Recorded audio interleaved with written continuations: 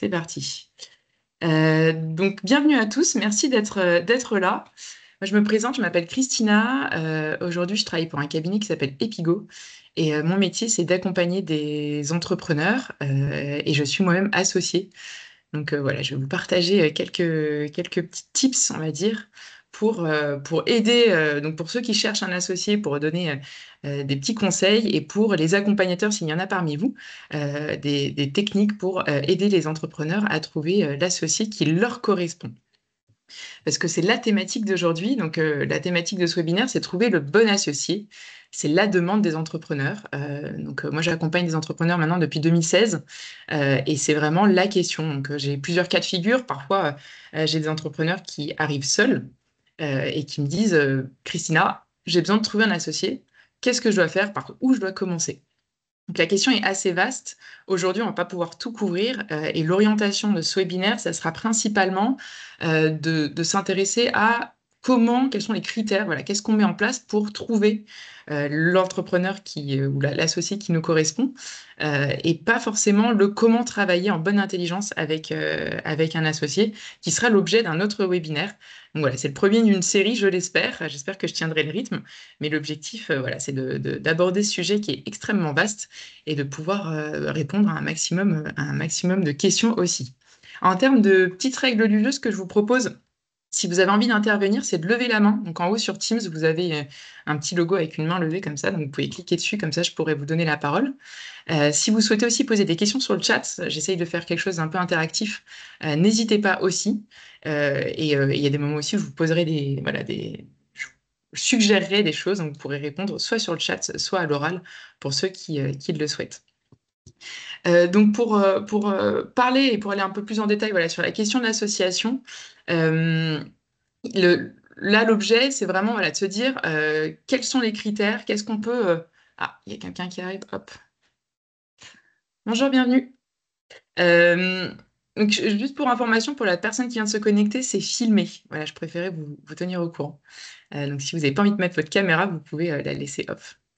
Euh, donc, comme je le disais juste avant, c'est le premier épisode de plusieurs webinaires. Et là, ce qui va nous intéresser, c'est le pourquoi s'associer, comment s'associer.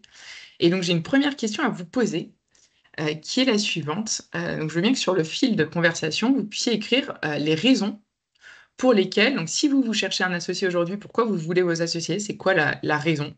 Qu'est-ce qui vous pousse à chercher un associé? Si vous êtes des accompagnateurs, voilà, qu'est-ce que vous entendez? Qu'est-ce qui vous interpelle quand il y a des entrepreneurs qui vous disent je cherche un associé pour telle ou telle raison? Donc voilà, je veux bien qu'on ait un premier petit échange sur le sujet avant d'aller plus loin.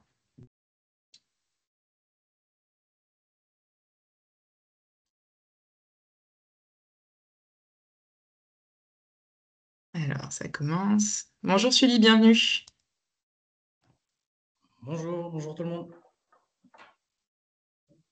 Pour info, le webinaire est filmé. Donc voilà, si vous n'avez pas envie de mettre votre caméra, je le comprendrai complètement. Et donc, pour vous faire rattraper les wagons, je vous propose de répondre à cette question sur le chat. Et après, on pourra interagir. Donc, Rémi, vous dites partager la charge de responsabilité. Pour Mariam, partager l'aventure avec quelqu'un d'autre, être moins seul.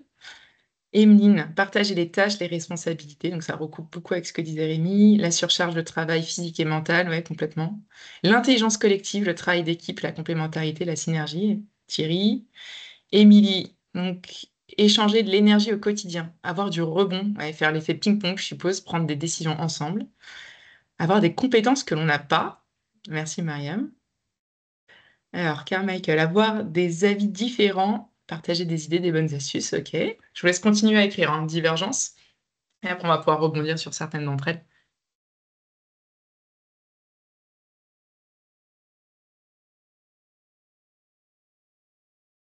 Est-ce qu'il y a d'autres choses qui vous viennent à l'esprit? Alors, des compétences, du rebond, des complémentarités, de l'énergie aussi, effectivement. Être moins seul.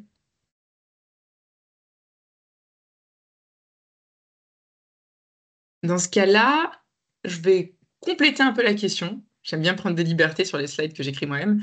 Quelles seraient les peurs que vous auriez par rapport au fait de vous associer? C'est quoi les craintes que vous avez?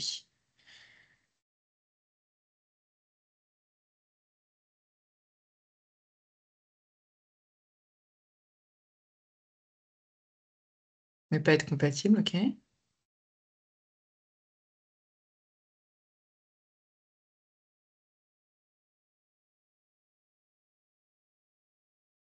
Ne pas s'entendre, ouais.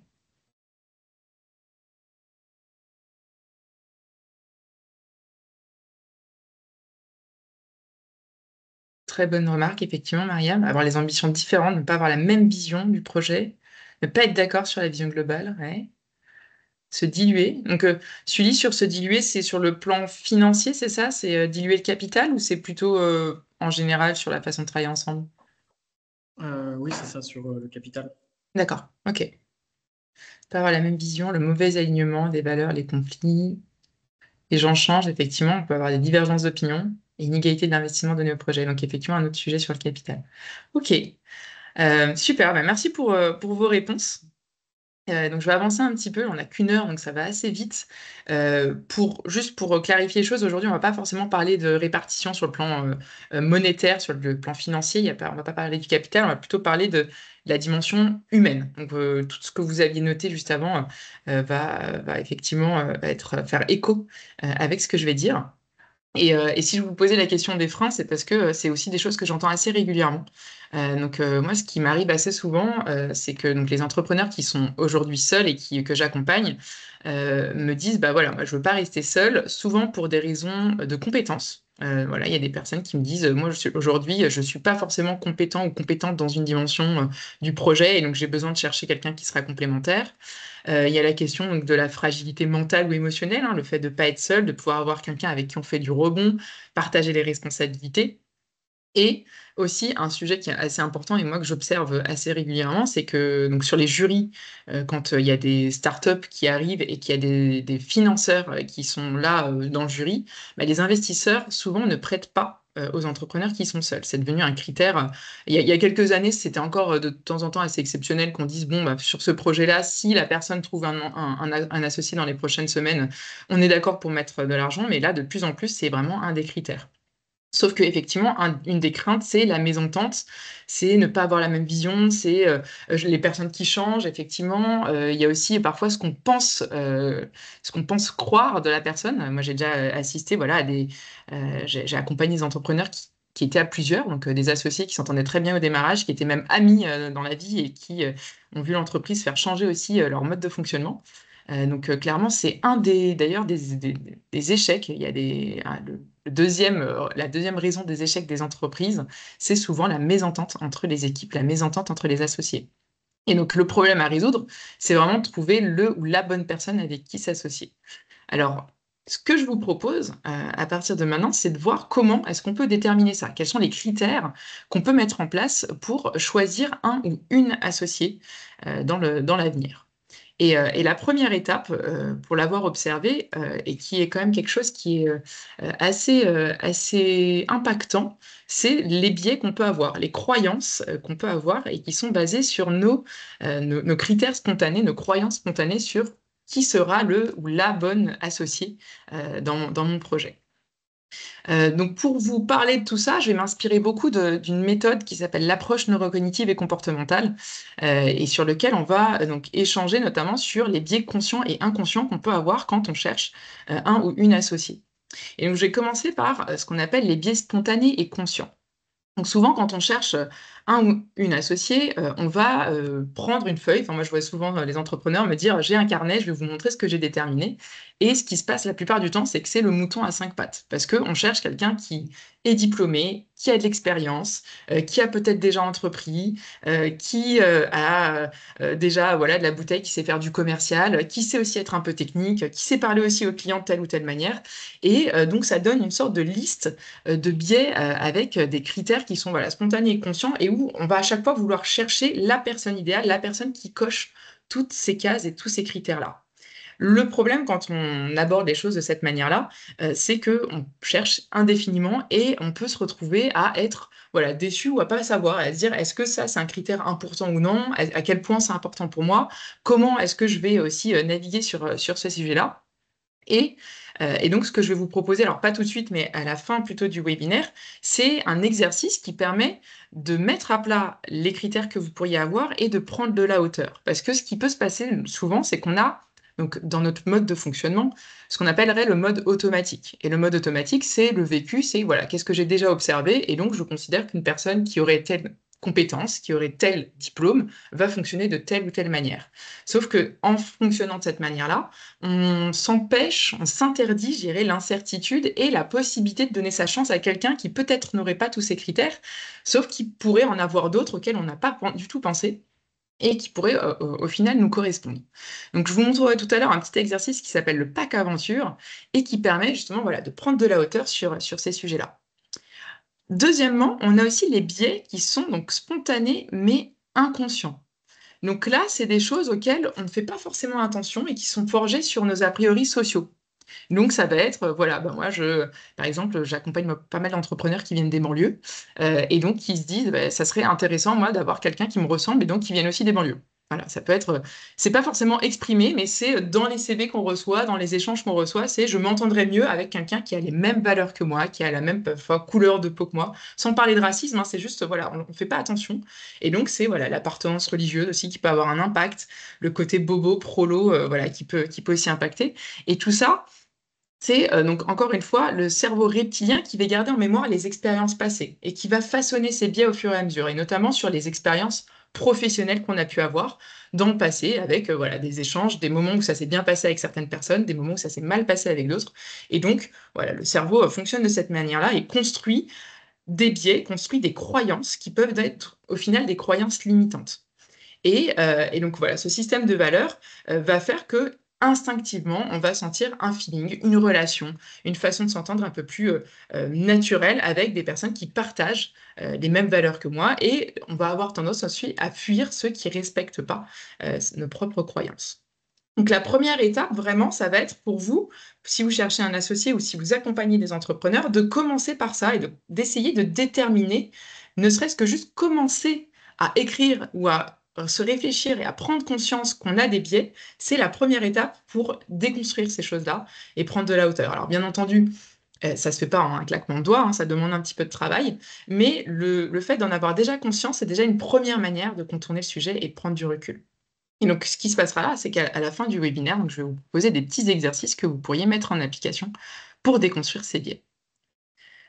Le sujet, donc la suite du webinaire, c'est vraiment de se pencher aussi sur la manière qu'on a d'entreprendre. Rarement, personnellement, moi j'entends parler de ce sujet-là, sauf que c'est la question essentielle à mes yeux.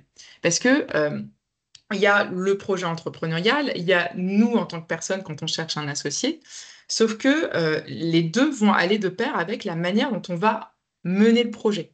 Et si on ne s'intéresse pas à ce sujet, c'est là que c'est plus difficile aussi d'embarquer la personne, d'embarquer un potentiel associé. Donc si on sait exprimer, si on sait dire voilà comment j'entreprends, voilà quel est le projet et voilà comment j'imagine notre travail ensemble, et donc je reprends ce que disait Thierry sur voilà, le collaboratif, l'intelligence collective, c'est aussi ça qui va être intéressant, c'est de pouvoir matérialiser et exprimer la façon dont on entreprend.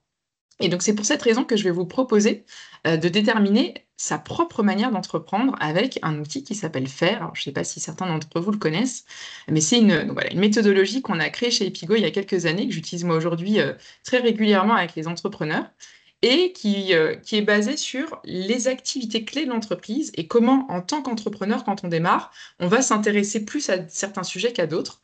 Et donc, ça va donner aussi une teinte, une touche à la façon dont on entreprend. Parce que entreprendre, c'est surtout faire. Moi, ça me fait souvent sourire quand j'ai des entrepreneurs qui viennent me voir et qui me disent oh, je ne veux pas me faire piquer mon idée. Je leur dis vous pourriez tous être là dans cette salle à avoir la même idée, mais la façon de faire sera pas du tout la même, le résultat sera pas du tout le même. Et donc, ce qui va être intéressant là, c'est de se dire, bah voilà, comment est-ce qu'on fait, comment est-ce qu'on se met en mouvement, c'est quoi la to do pour y arriver. Et entreprendre, c'est ça, c'est s'occuper des différentes activités clés de l'entreprise. Et voilà, souvent, ce qui peut se passer, c'est qu'on pense qu'on ne sait pas tout faire, voire même on a voilà, cette croyance limitante, ce plafond de verre ou ce syndrome de l'imposteur à se dire, ah mais ça, j'y arriverai pas, ça, je sais pas, donc je dois trouver quelqu'un qui le fera à ma place. Et ça peut aussi avoir un impact sur voilà, la façon dont vous allez chercher chercher un ou une associée. Et il y a des choses que j'ai listées là qui sont aussi ce que vous avez mis dans le chat. Donc voilà, faire la répartition des tâches, avoir des idées pour faire le ping-pong, les enjeux financiers aussi. Voilà, quand on cherche un associé, il y a vraiment tous ces sujets-là. Et moi, ce que j'observe souvent chez les entrepreneurs, c'est qu'il y a voilà, cette croyance limitante de tout seul, j'y arriverai pas. Alors j'entends et je comprends, hein, clairement, à plusieurs, on va plus loin, on va plus vite aussi souvent. Mais l'idée, c'est quand même de se dire, bah voilà, comment est-ce que je peux trouver les bonnes complémentarités?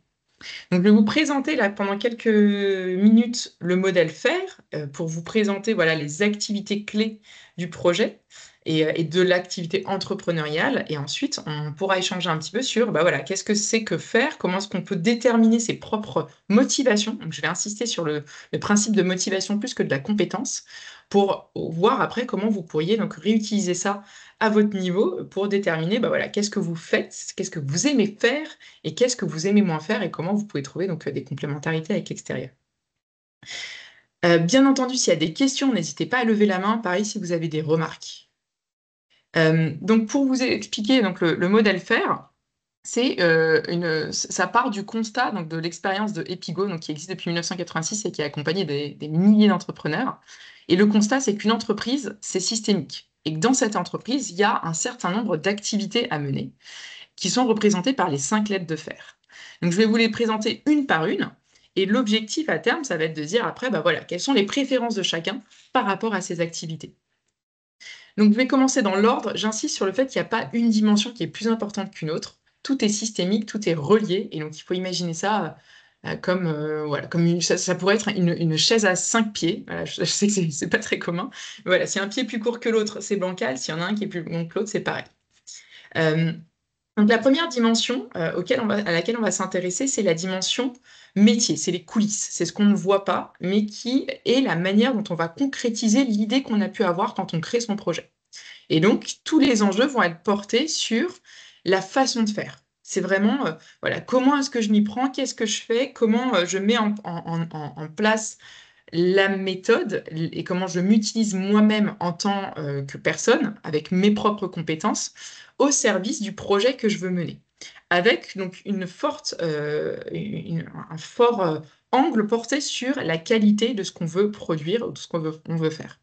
Et donc, ce qu'on veut, c'est être attentif, voilà, au mode de production, mais aussi à toute la chaîne de valeur, donc à la fiabilité des fournisseurs qui seront là avec nous, avant nous, mais aussi potentiellement aux distributeurs qui seront là après nous. Et donc, le fabriquer, si je dois faire un parallèle avec une activité classique, je vais prendre le même exemple à chaque fois, ça va être un boulanger.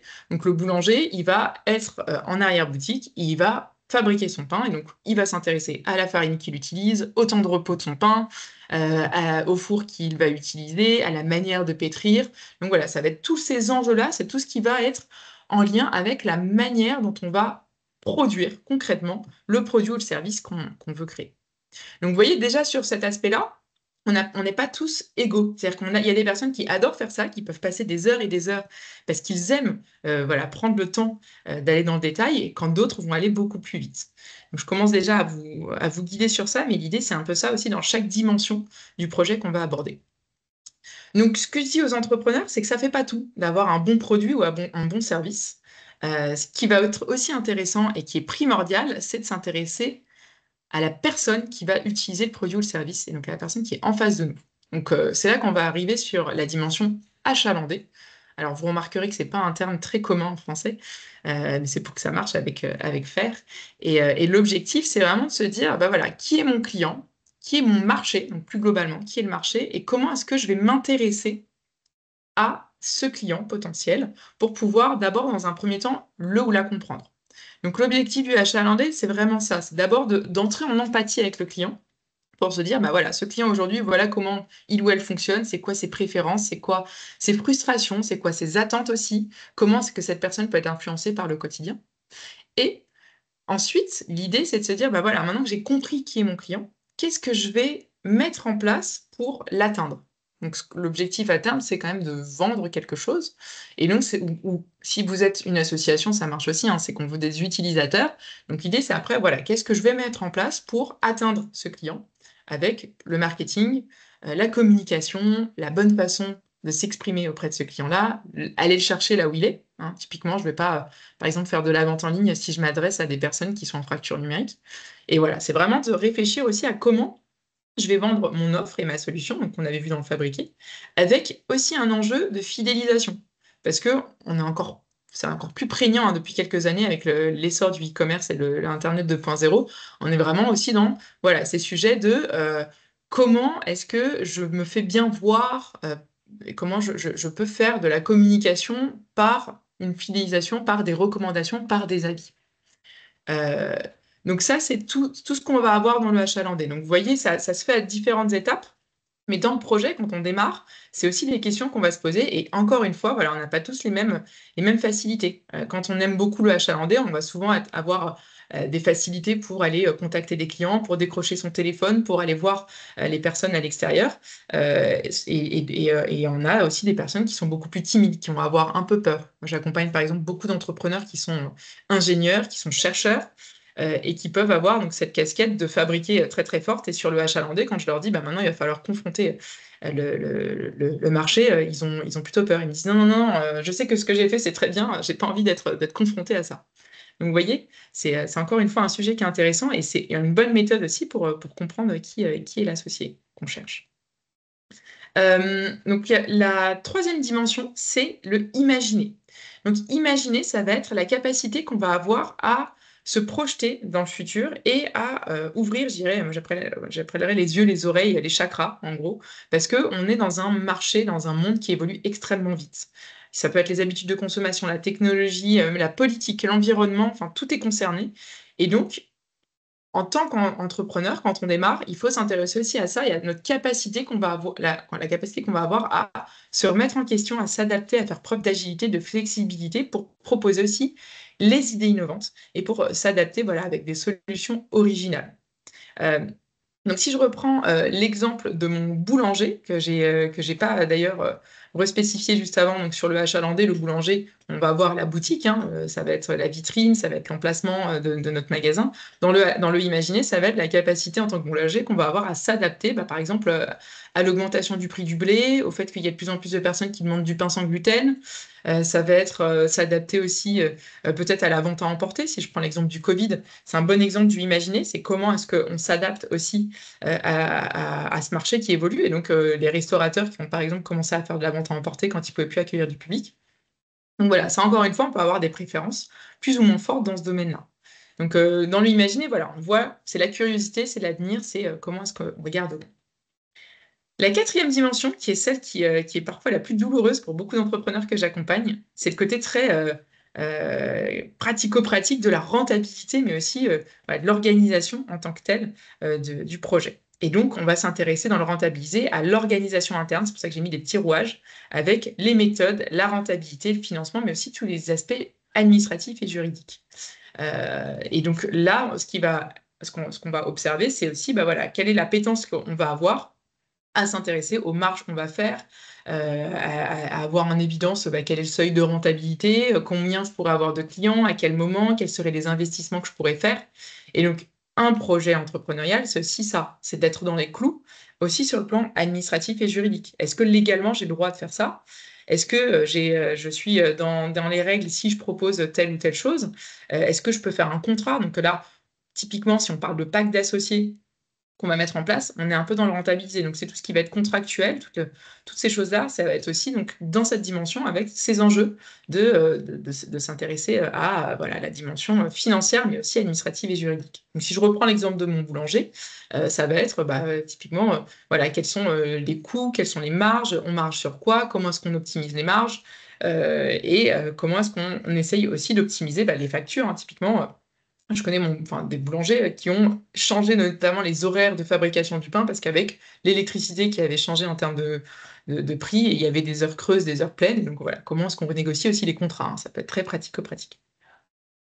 Et enfin, donc la dernière dimension, après donc, le produit, les clients, la stratégie et le côté très rationnel, pratico-pratique, ça va être aussi les gens. Donc c'est pour ça aussi qu'on parle des associés.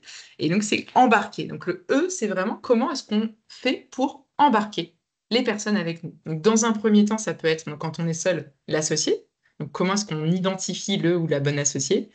Comment est-ce qu'on embarque la personne? Mais après, au niveau plus personnel, ça peut être aussi, voilà, moi j'accompagne des entrepreneurs qui étaient salariés pendant des années et qui doivent convaincre la famille, tout simplement, de dire, bah voilà, moi j'ai envie d'entreprendre, j'ai cette vision-là, j'ai cette ambition-là, et donc ça peut créer voilà, des attentes, des peurs de la part de l'entourage, et donc c'est comment est-ce qu'on arrive à embarquer les personnes, et donc comment est-ce on fait réseau, comment est-ce qu'on se connecte, comment est-ce qu'on s'intéresse à tout l'écosystème qui nous entoure pour embarquer les personnes dans le projet. Et donc, on va prendre en compte autant le cercle proche que les fournisseurs, les partenaires. Et plus tard, si vous êtes amené à recruter, c'est aussi qui je recrute, comment, et après, comment est-ce que je manage les personnes? C'est quoi, comment je fais preuve de leadership aussi pour emmener les personnes dans le projet? Donc, si je reprends l'exemple de mon boulanger, ça va être bah, typiquement voilà, le recrutement, le management, comment est-ce que je m'intéresse aussi aux personnes qui sont dans ma boutique, qui travaillent avec moi, pour les embarquer dans mon projet. Et donc, encore une fois, j'insiste sur le fait d'avoir des préférences ou des compétences. On peut avoir parfois des compétences très fortes dans un domaine, et quand on entreprend, on se rend compte que ce n'est pas forcément ce qu'on a envie d'utiliser. Je vous donne deux exemples d'entrepreneurs que j'ai pu accompagner, à qui j'ai parlé de faire et on a déterminé quelles étaient leurs préférences dans le projet. Et donc, il y en avait un d'entre eux qui était directeur financier. Et donc, il a plaqué son métier de directeur financier pour devenir entrepreneur dans la cybersécurité. Et quand on a échangé, ce qu'il m'a dit, c'est bah, moi aujourd'hui, j'ai plus du tout envie de faire la partie rentabilisée. Les chiffres, ça m'épuise, ça ne m'intéresse plus. Certes, j'ai la compétence, mais ma préférence aujourd'hui, moi, ce qui m'anime, ce qui me motive, ce qui vient vraiment de mes tripes, c'est bah, plutôt les personnes et la stratégie. Donc c'était un mélange entre le embarquer et le imaginer. J'ai un autre exemple avec un entrepreneur qui était directeur commercial sur une zone du sud de la France pour de la téléphonie. Pareil, donc lui il me disait, je suis très compétent, je sais vendre, je suis un excellent commercial, mais aujourd'hui c'est plus ça qui m'intéresse. Et lui ce qui l'intéressait c'était qu'il était en train de se former sur la partie technique d'un produit qu'il avait envie de vendre, et donc c'était le fabriquer qui était son moteur interne. Si je vous dis ça, c'est parce que c'est important quand vous allez aussi chercher un associé. Alors, leur profil faire, le profil faire du premier, c'était imaginer entraîner, alors qu'il était donc DAF et il avait un rentabilisé très très bas. Et l'autre, c'était il avait un profil fabriqué, imaginé, alors que c'était un commercial, en gros. Et donc, si je vous dis ça, c'est parce que c'est important aussi quand on va questionner l'associé qu'on va avoir, c'est de lui dire, c'est qu'est-ce qui te motive aujourd'hui? Et plus que de la compétence, d'aller chercher une personne sur sa compétence, c'est d'aller chercher aussi sur les motivations, sur comment la personne se projette dans le projet. Et pas juste sur le je suis aujourd'hui compétent sur la partie financière. Je continue sur cet exemple-là parce que donc mon DAF en question, quand on a fait cet exercice, il avait déjà un associé. Donc c'était un ami à lui qu'il avait rencontré en faisant de la voile. Et quand on a mis à plat leur modalité d'association, ça a été une révélation pour l'associé de savoir qu'il n'allait pas, en tout cas, il n'avait aucune volonté de s'intéresser au sujet financier. Alors que lui, c'était aussi pour ça qu'il l'avait recruté. Donc, quand ils ont discuté devant moi en prenant le modèle faire, c'est ce qui est ressorti. Et aujourd'hui, c'est un projet qui marche encore très, très bien et sur lequel ils se sont mis d'accord en disant, bah, OK, peut-être qu'au démarrage, en tant qu'associé, je vais, parce que c'est nécessaire, m'intéresser au rentabiliser parce que j'ai la compétence. Donc, c'est ce qui s'est passé avec l'ancien DAF. Mais ils se sont mis d'accord sur le fait que les premiers recrutements qu'ils allaient faire, c'était pour s'occuper de cette partie-là. Et maintenant, aujourd'hui, ils sont répartis de cette manière-là. Donc, l'ancien DAF et manager, c'est celui qui s'occupe plutôt de la partie RH, quand l'autre, qui était plus donc, sur la partie technique, continuait à être sur cette partie-là. Et ils ont recruté, donc une des premières personnes qu'ils ont recrutées, c'était sur la partie plus organisation administrative juridique. Après, ils sont dans la cybersécurité, donc c'était un peu obligatoire, mais voilà l'objet. Donc, avant d'aller plus loin, est-ce que vous avez des remarques ou des questions euh, sur, euh, sur le modèle ou juste sur ça, sur le fait de s'intéresser à la motivation plus, à la préférence plus que la compétence?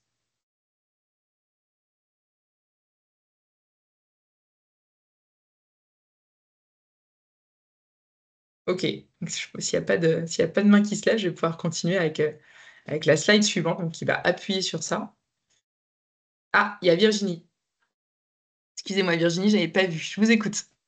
Hem, mais en fait, le profil faire, c'est de l'acquis, mais c'est aussi enfin, ça fait partie de ta personnalité, donc c'est quelque chose enfin, c'est la bonne personne ou pas. Enfin, même si la personne est super motivée, si son profil faire, il est pas du tout en désaccord, en fait, ce serait plutôt un no go, non?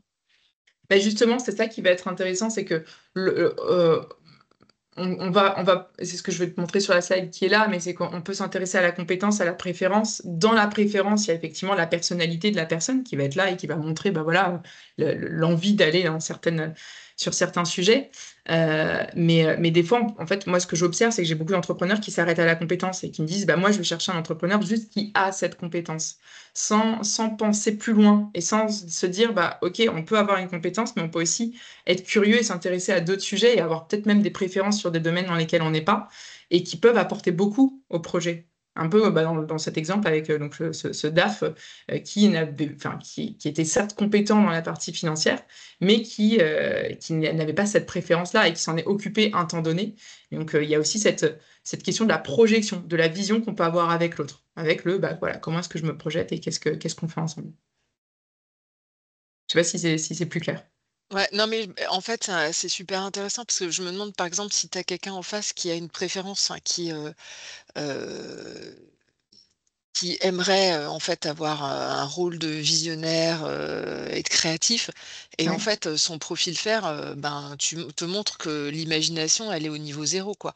Ouais. Tu vois? Parce que tu Ouais. peux avoir des Ouais. compétences, mais pas forcément les C'est ça. capacités ou te croire Ouais. très créatif et pas l'être enfin, Ah ouais. c'est compliqué à évaluer, enfin, Ouais, mais c'est pour ça que je vais te mais montrer c'est après un extrême, là. exercice. Ouais, OK. ouais. Bah, je vais te montrer après un outil pour poser les bonnes questions, justement. Les questions ouvertes pour t'assurer que celui qui te dit, moi, je veux absolument faire de la stratégie, a quand même compris ce que c'était. Et pas en train de s'inventer une vie. Parce que, voilà, clairement, c'est aussi, ça peut être aussi le sujet. Est-ce qu'il y a d'autres remarques ou d'autres questions? Rémi, je te voyais lever le doigt ou je me suis trompée? Non? Ok. Euh, donc c'est pour ça que je parlais du match entre la préférence et la compétence, parce que, et là je vais faire un parallèle avec le principe d'avoir de l'énergie.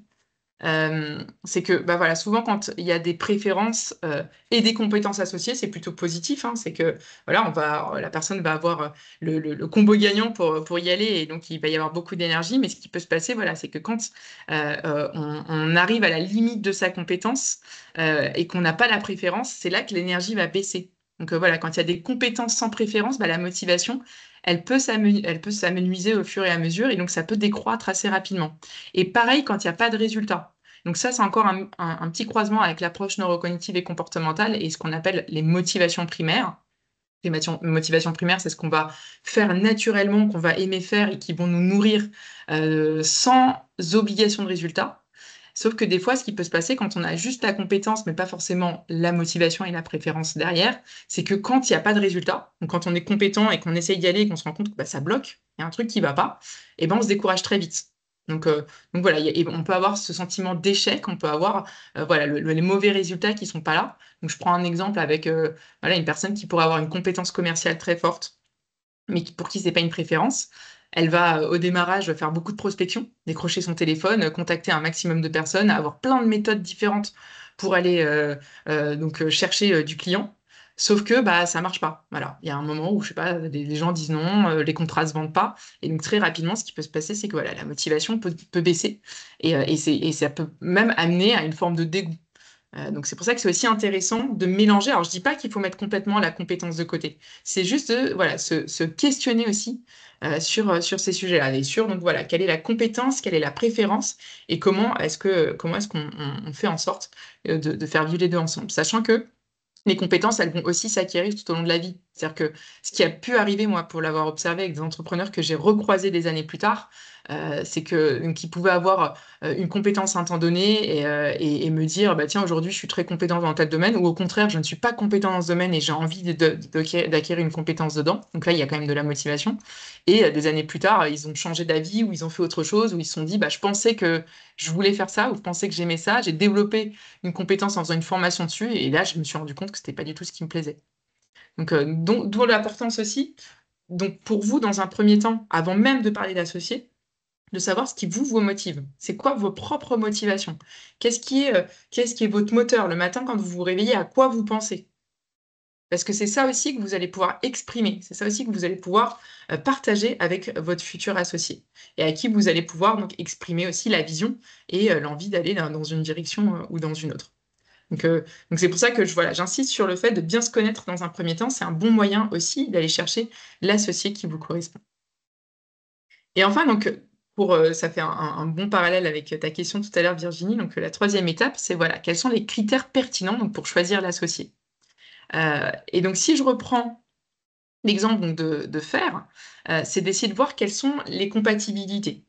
Et donc, moi, ce que j'ai pu observer dans les associations qui marchaient bien, c'est qu'il y avait, donc là, je vous dirai après hein, comment on fait et notamment comment on pose les bonnes questions, mais dans les échanges, c'est d'essayer d'identifier comment l'associé peut avoir une dimension en commun avec soi-même. Donc, si moi, par exemple, Christina, ma motivation et la dimension dans laquelle je suis la plus à l'aise, c'est le imaginer, si je trouve un associé qui a aussi cette dimension-là en priorité, mais qui pourrait avoir une autre dimension aussi très, très importante pour lui ou pour elle, et ben ça marche bien. Ce qui se passe, c'est qu'on va faire les choses ensemble, on va faire du plaisir à le faire ensemble, et c'est au moins un domaine dans lequel on peut avoir une compatibilité. Parce que ce qui a pu arriver, moi, dans ce que j'ai observé des fois sur des démarrages d'associations, c'est des personnes qui choisissaient quelqu'un qui était très complémentaire. Donc quelqu'un qui était, par exemple, très imaginé et fabriqué, qui me disait, bah, moi, j'ai presque rien en rentabilisé, donc il me faut quelqu'un qui fait du rentabilisé. Et donc, qu'est-ce qui se passe s'il n'y a aucun point commun? Ça fait des frictions. C'est-à-dire qu'il y a le rentabilisé qui est l'associé qui va dire, attends, mais ça, faut que tu t'en occupes, ça, c'est vachement important. Et l'autre qui va dire, ah non, mais moi, ce qui m'intéresse, ce qui me plaît, c'est le imaginer ou le rentabiliser. Et donc, ça devient une sorte de rapport de force entre qu'est-ce qui est le plus important à faire demain sur tel ou tel sujet. Donc, c'est pour ça que c'est important de se questionner et de se dire, bah voilà, on peut être différent, mais il faut essayer de trouver au moins une zone sur laquelle on est plutôt d'accord. Et par rapport au projet en tant que tel, c'est aussi voilà, de voir si, si on a un creux en commun. S'il y a, par exemple, voilà, deux associés qui, pour l'avoir observé, n'aiment pas le rentabiliser, ça arrive assez régulièrement. Et c'est de se dire, voilà, comment est-ce qu'on fait ensemble? Donc, si on se rend compte qu'on a un associé qui coche toutes les cases, mais qui a ce truc-là qui fonctionne pas, c'est quand même voilà, de se questionner, de se dire, bah voilà, comment est-ce qu'on pourrait faire si finalement on travaille quand même ensemble pour y arriver? Et comment est-ce qu'on voilà, on se pose la question du travail, donc, du faire, pour y arriver ensemble. Et donc d'être vraiment complémentaire, d'avoir voilà, d'essayer de se dire, bah, si toi, un jour, tu pêches là-dessus, comment est-ce que moi je peux essayer d'être complémentaire? Comment est-ce que je peux essayer de te rattraper? Donc, il y a vraiment ce sujet-là avec, bien entendu, la mise en garde de, bah, voilà, si on est tous les 2 très, allergiques à un sujet, bah, voilà, qu'est-ce qu'on fait? Comment est-ce qu'on met en place une stratégie pour y arriver, ensemble? Ou comment est-ce qu'on sous-traite? Parce que ça peut aussi, externaliser, hein. On peut faire de la sous-traitance, on peut, trouver, peut-être dans un premier temps quelqu'un qui pourrait être moi je l'ai déjà observé avec des gens qui, prennent un alternant ou un stagiaire, le temps de, recruter peut-être quelqu'un dans le long terme qui s'occupera de cette partie-là. Mais ce qu'il faut se dire, c'est que toutes les dimensions sont importantes et donc il ne faut pas, la mettre de côté et il ne faut pas se couvrir, hein, parce que j'ai déjà eu aussi ça, hein, des entrepreneurs qui, tous les 2 n'aimaient pas un sujet et qui, se couvraient l'un l'autre pour dire: «Ah ouais, on va s'en occuper». Ça marche pas non plus. Et donc, pour répondre à ta question de tout à l'heure, Virginie, donc concrètement, comment est-ce qu'on peut faire? Comment est-ce qu'on peut identifier les préférences d'un candidat? Donc quand j'utilise le terme candidat, c'est, voilà, j'ai pu identifier quelqu'un, j'ai envie de le ou la rencontrer et donc qu'est-ce que je fais pour essayer de comprendre quel est, son profil ou comment fonctionne cette personne? Donc dans un premier temps, comme je le disais, le plus important, c'est de comprendre votre propre profil. C'est de dire: «Voilà, moi aujourd'hui, comment je fonctionne?» Donc, vous pouvez, dessiner sur une feuille, le FAIRE et vous poser des questions à vous-même en disant: «Bah, voilà, qu'est-ce que vous préférez faire dans un axe? Qu'est-ce qui vous redonne de l'énergie? Qu'est-ce qui vous coûte en énergie? Pour vous, c'est quoi une journée idéale? Qu'est-ce que vous faites? Qu'est-ce qui vous coûte? C'est quoi la pire journée que vous pourriez passer? Et qu'est-ce que ça serait?» Moi, j'ai des entrepreneurs qui me disent, bah, typiquement, prendre le téléphone et faire de la prospection toute la journée pour quelqu'un, par exemple, qui a pas beaucoup de achalandés, bah, voilà, ça marche pas. Et aussi, voyez à quoi vous pensez être performant. Comment vous avez l'impression d'être performant dans un axe. Et ensuite, quand vous allez donc repérer le candidat, et la personne avec qui vous allez parler, l'objectif, et c'est le sujet d'une autre slide, mais je commence quand même déjà à en parler, c'est de poser des questions ouvertes sur bah, voilà, toi, aujourd'hui, qu'est-ce que tu fais? Comment tu fonctionnes? Et vous pouvez essayer de déterminer les questions qu'on peut poser en fonction des 5 axes. Donc, si on prend le fabriqué, c'est le produit ou le service. Et on peut dire à la personne, bah, à quoi tu... Donc, c'est les questions que vous voyez en bas en petit 3, à quoi tu identifies ou à quoi, pour toi, tu peux déterminer qu'un produit est de qualité. Donc, quelqu'un qui a beaucoup de fabriqués, typiquement, va vous dire, ah bah tiens, moi, je vérifie ça d'abord, ensuite, je regarde ça, puis je vais faire ci ou ça. Quelqu'un qui n'a pas beaucoup de fabriqués, qui ne s'intéresse pas vraiment à la technique ou à la façon de faire, va être plus dilué dans ses réponses ou va avoir un peu plus de mal à répondre. Et pareil dans les autres sacs. Donc là, moi, je vous ai mis des propositions. Mais vous pouvez aussi complètement essayer d'imaginer d'autres questions que vous pourriez poser. Donc là, à chaque fois, je les ai formulées en disant à quoi tu vois que, mais ça peut être comment est-ce que tu fais la prospection aujourd'hui et qu'est-ce qui te coûte ou qu'est-ce qui t'énergise, qu'est-ce qui te plaît, ou raconte-moi la dernière fois que ça s'est bien passé avec un client, par exemple. Donc il y a ceux qui font ça assez régulièrement pourront vous donner plein d'exemples. Ceux qui ont plus de mal vont être un petit peu plus muets ou vont avoir un peu plus de difficultés à s'exprimer. Donc, n'hésitez pas à voilà, demander des anecdotes, à aller dans le concret, dans l'expérience, et en parlant toujours du passé. Quand vous posez des questions, ça va être toujours sur raconte-moi la dernière fois, explique-moi comment ça s'est passé, quand tu as dû faire ça, et pas des questions sur l'avenir. Parce que si on dit est-ce que tu aimerais faire ça, déjà, quand on est dans un rapport de candidat un peu comme une personne qui passerait un entretien, on peut se retrouver avec des personnes qui vont, parce qu'elles ont envie de rentrer dans les cases, vous répondre en disant bah moi j'aimerais faire ci, ça et ça parce que je sais pas, la fiche de poste l'a mentionné. Et donc ça peut être un peu biaisé. C'est un peu aussi comme je fais un parallèle moi avec les bonnes résolutions. On dit tout le temps qu'on aimerait faire plus de sport, on dit tout le temps qu'on aimerait manger mieux, mais on ne le fait pas vraiment. Donc on parle plutôt du passé. Et donc, dans la façon de vérifier qu'on ne partage pas un creux, essayez aussi voilà, les questions qui sont bah, décrivez-moi une journée nulle, qu'est-ce qui vous fatigue dans le travail, qu'est-ce que vous avez tendance à reporter en lendemain. Alors, ça, c'est pas mal, hein, c'est vraiment la question de la procrastination sur faire. Là où on a un creux, c'est souvent le truc qu'on reporte à chaque fois. Donc, si je prends mon exemple perso, ça va être des sujets bah, du rentabiliser avec mettre à jour un tableau que je mets à jour généralement toutes les semaines. Et là, bah, de temps en temps, ça peut prendre 2 semaines ou 3 semaines parce que j'aime moins le faire. Donc à chaque fois, voilà, c'est ça. Essayez de poser des questions sur aussi qu'est-ce qui peut agacer, qu'est-ce qui vous ennuie le plus. Quelles sont les questions aussi voilà, qui peuvent nous mettre à défaut. Si je te pose telle question, comment tu te sens aussi sur tel ou tel sujet. Est-ce que vous avez des remarques ou des questions avant que j'aille un petit peu plus loin? Hein? Ok. Donc dans ce cas-là, je vais vous présenter les quelques derniers outils avant qu'on puisse faire la conclusion et qu'on termine à l'heure. Donc, un outil que je voulais vous partager, que je trouve très puissant, mais je vous préviens, il n'est pas facile à faire.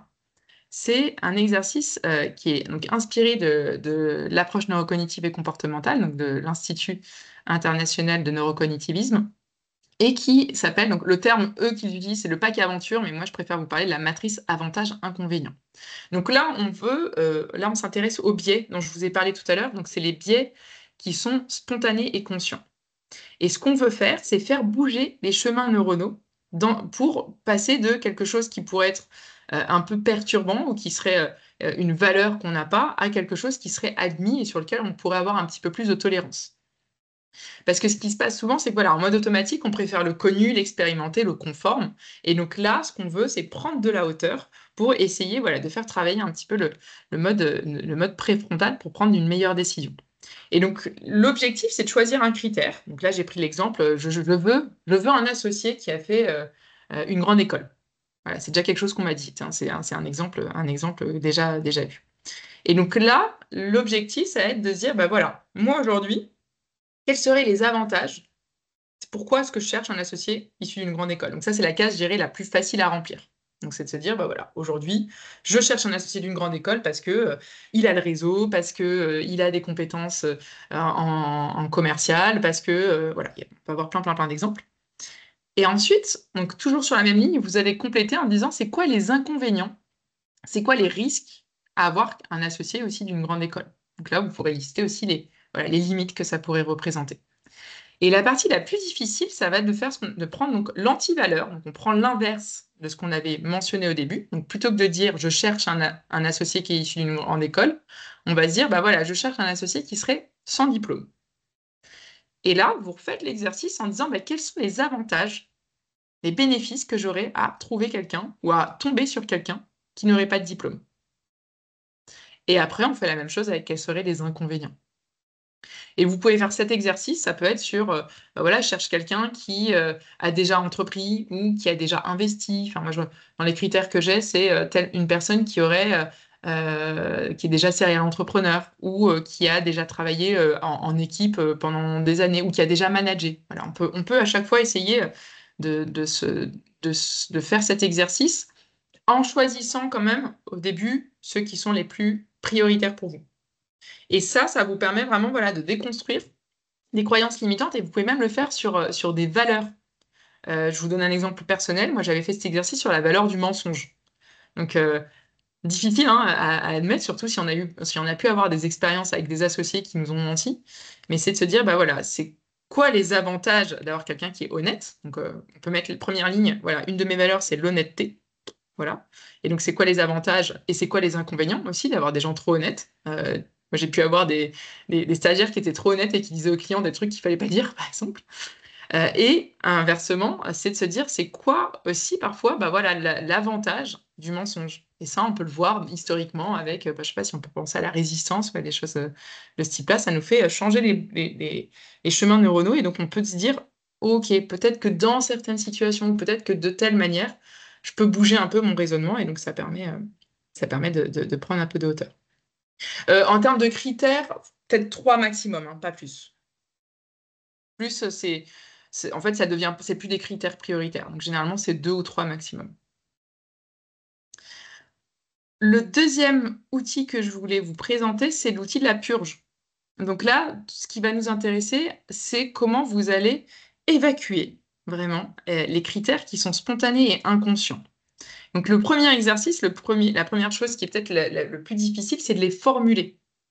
Et donc, vous pouvez prendre un exemple en disant, bah voilà, qu'est-ce que j'ai pensé, donc vous pouvez imaginer une personne que vous aviez rencontrée, et avant de la rencontrer, c'est qu'est-ce que j'ai pensé de telle personne, quelle image m'en suis faite, et comment j'ai pu avoir tort ou raison. Et donc là, vous pouvez essayer de commencer à vous dire, bah, au fait, il y a des fois des croyances qu'on peut avoir, et le résultat qui est derrière, qui n'est pas du tout le même. Et donc, soit vous allez rencontrer une personne, et dans ce cas-là, purger les exemples. Alors moi, je vais vous donner encore un exemple personnel. J'avais échangé par mail avec quelqu'un qui me semblait extrêmement froid. Vraiment, je me disais, mais cette personne-là, j'avais cette croyance que quand j'allais la rencontrer en vrai, que j'allais ouvrir la porte, ça allait être quelqu'un voilà, de très froid, de très fermé. Et c'était complètement faux. Et donc, ce qui peut être intéressant, c'est avant de rencontrer la personne, c'est de purger, de d'écrire, alors cette fois sur une feuille libre, tout ce que vous pourriez avoir comme a priori. Ah, je pense que cette personne, elle est pas sympa, elle est super froide, je vais pas m'entendre avec elle. On note, on purge, on purge, on purge, on prend la feuille, on la roule en boule, on la jette. Et on se dit, ça sort de ma tête et ça ne doit pas me perturber pendant l'entretien. Donc, vous pouvez faire ça soit avec une personne que vous avez rencontrée, soit une personne que vous allez rencontrer prochainement. Et vraiment, ça peut marcher même en dehors de la sphère chercher un associé, hein. Sur le plan professionnel, ça peut nous arriver voilà, d'avoir des gros a priori et donc de se tromper. Et inversement, moi, ça m'est arrivé dans l'autre sens, avec des a priori très positifs sur quelqu'un en me disant Waouh, ça va être génial avec cette personne. Et finalement, bah, voilà, on rencontre, on échange, et là, ça peut être un peu la déception aussi, parce que c'est pas du tout ce à quoi on s'attendait. Et donc, c'est vraiment, je dirais, la partie la plus difficile, c'est de réussir à formuler et à se dire, bah, c'est quoi? Qu'est-ce qui m'inquiète? Qu'est-ce qui me perturbe? Qu'est-ce que je pense ou qu'est-ce que je crois sur cette personne? Et donc, le dernier exercice que je voulais vous présenter avant de vous laisser poser quelques questions si vous en avez, c'est quelque chose que j'ai commencé c'est la technique pour donner un entretien, faire passer un entretien à un candidat.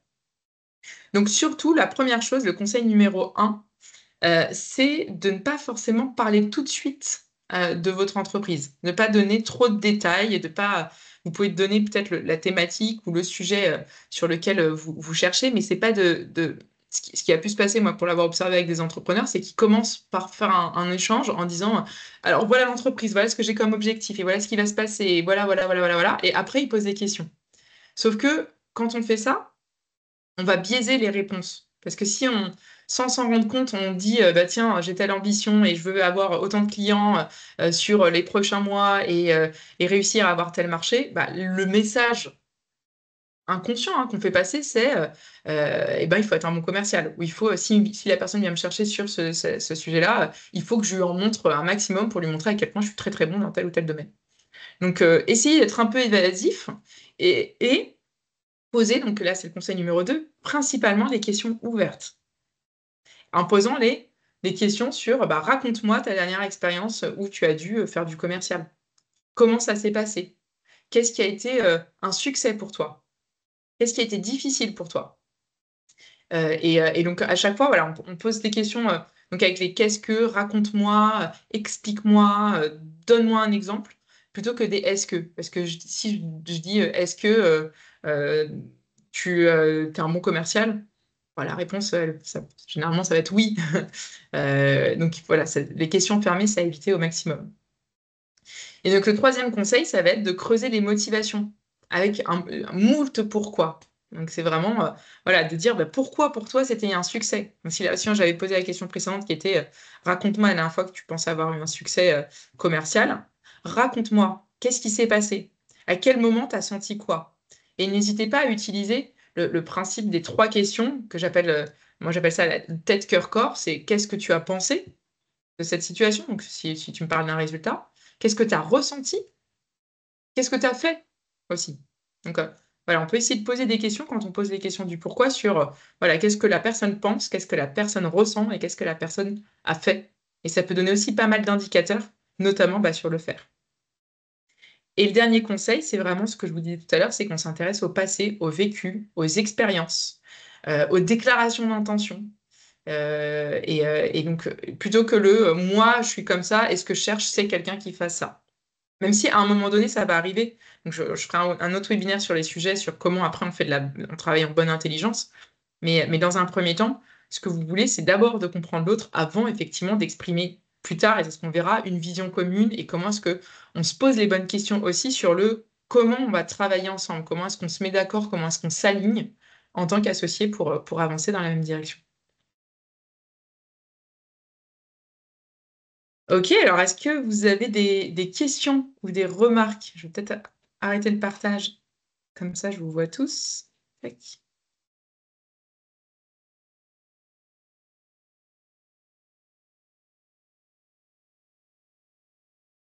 Et si c'est pas le cas, bah dans ce cas-là, je vous laisse avec 5 minutes d'avance pour aller pouvoir prendre peut-être votre déjeuner. Quoi qu'il y en a qui sont déjà en train de le prendre. Bon appétit, pas de souci, il n'y a aucun problème. Christina, tu m'entends? Ouais, oui. Ouais, j'ai une question du coup plus sur l'aversion au risque ou sur le rapport à la polémique, si ça peut être un paramètre, si ça doit être complémentaire, enfin, de manière générale. Ouais, c'est une bonne question, effectivement. Alors, ça serait, je pense, une question à poser plutôt au moment où tu as identifié quelqu'un qui pourrait être ton associé, donc ce sera l'objet d'un autre webinaire. Mais clairement, je pense qu'il y a un vrai sujet quand on s'associe sur la capacité que va avoir l'autre aussi à prendre des risques. Alors, souvent, ce qui se passe quand on est soi-même fondateur, c'est qu'on est mandataire social et donc on porte la responsabilité civile. Mais clairement, c'est intéressant de savoir jusqu'où l'autre est prêt à aller et jusqu'où la personne est prête à prendre des risques ou à renoncer aussi à certaines choses.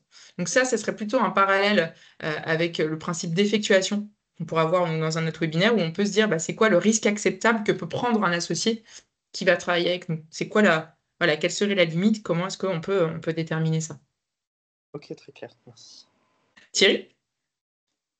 Oui, bonjour Christina, merci pour cet atelier super instructif. Et j'ai une question justement, parce que tu parlais un peu des préférences, donc avec les questions ouvertes, et plus, enfin pour entrer un peu dans le détail, souvent dans le recrutement, parfois on fait des tests un peu de profil, etc., pour enlever justement les biais que tu évoquais. Ouais.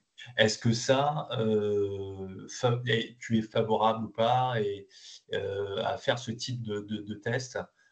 Parce que ça permet effectivement peut-être de rentrer plus en profondeur ou tu déconseilles effectivement ce type d'approche?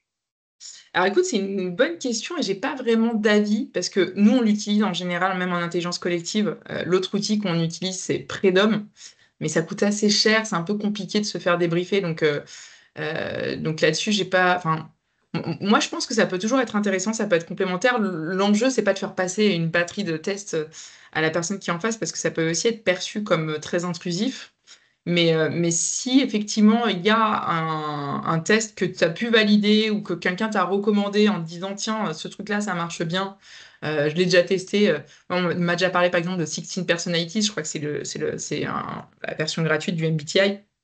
Ça peut être aussi pas mal, ça peut être aussi une base de discussion. Moi, la seule condition que je donnerais, c'est qu'il ne faut pas se limiter à un test. Il ne faut pas dire tiens, la personne n'a pas eu les réponses que j'attendais à ce test et donc ça va pas le faire parce que ce serait en fait on a aussi des personnes qui savent manipuler les tests et qui pourraient sans faire attention donner des résultats qui seraient différents de ce qui serait vraiment. Donc plutôt c'est se dire bon un test ne sera pas limitant, ça peut pas être un système de décision en se disant oui ou non, mais ça peut être une base de réflexion. Et dans ce cas-là, ouais, si on te recommande quelque chose, si tu connais des tests, si même là tu en connais certains que tu veux partager, euh, moi, je suis pas contre. Enfin, je me dis, ça peut, à condition que l'autre soit d'accord. Juste. Oui, d'accord, très clair. Bah, merci. Non, non, j'en ai pas en fait, mais c'est une réflexion. Voilà, pour avoir eu des tests, je me suis dit c'est souvent un bon outil, mais effectivement pas le seul, quoi. Ok. Ok, Merci à toi. avec plaisir. Est-ce qu'il y a d'autres questions?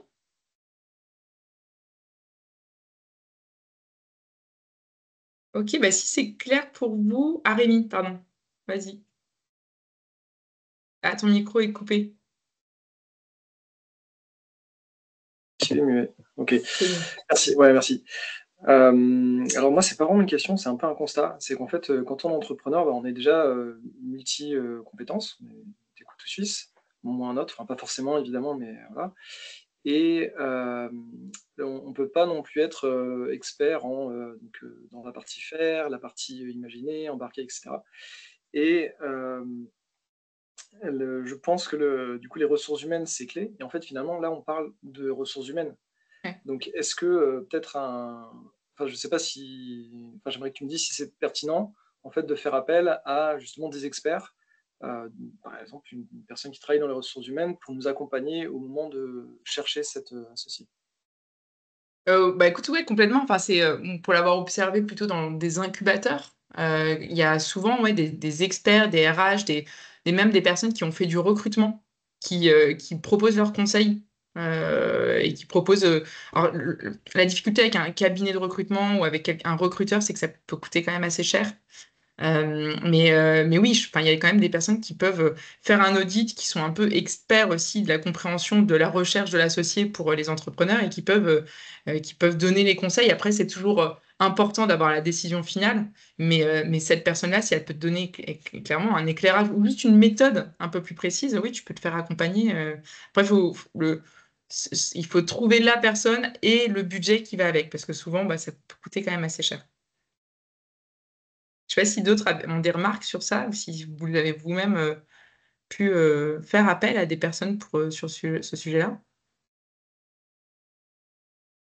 Non. Je crois que Sully, tu étais en train d'écrire quelque chose. Je ne sais pas si tu veux prendre la parole ou si finalement j'ai répondu à la question peut-être. Non, non, c'était juste pour dire que j'allais bientôt y aller. Ah ok, Euh, d'accord. Ça marche. Désolé. Donc, Ok. intéressant, très clair. La méthode FAIR, elle est intéressante et je ne sais pas s'il existe justement une solution un peu en mode araignée ou radar avec la méthode FAIR où on peut essayer de savoir, parce que je suppose qu'on est un peu de tout, mais Oui. avec certains qui sont moins importants que d'autres. Je sais que 16 personnalités le proposent, mais voilà, je trouve que FAIR est plus concret pour justement comprendre notre façon de fonctionner et quels sont nos besoins pour un associé. Donc, je ne sais pas si vous avez des outils sympas. Ça marche. Bah, je vais mettre mon mail dans le chat. Et pour ceux qui le souhaitent, si vous avez d'autres questions, si vous voulez aussi le support, je peux vous l'envoyer. n'hésitez pas à m'envoyer un petit mail. Et Sully, ouais, en fait, faire aujourd'hui, c'est aussi un questionnaire. C'est un questionnaire de 60 questions qu'on propose nos entrepreneurs et qui donne, comme tu dis, un radar, donc un résultat. Donc c'est des questions qui sont très orientées sur les préférences, même si on parle un tout petit peu de compétences dedans, et qui donnent un profil. Voilà. Donc, euh, donc, je vais laisser mon mail et si vous êtes intéressé, je pourrais vous expliquer quelles sont les modalités si vous souhaitez l'utiliser. Je le note tout de suite. Et comme ça, je pourrais aussi vous envoyer, si besoin, pour ceux qui le souhaitent, le, hop, le support. Alors, est-ce que vous avez bien reçu mon mail? C'est bon pour tous sur le chat? Ok, super. Génial. Bah, merci à Oui, tous. Merci d'avoir été aussi nombreux et aussi attentifs. Et n'hésitez pas, ouais, à m'envoyer un petit email. Je vous répondrai avec grand plaisir. Merci Christina. Merci. Merci, ça. merci. Excellente À journée. bientôt. Merci beaucoup.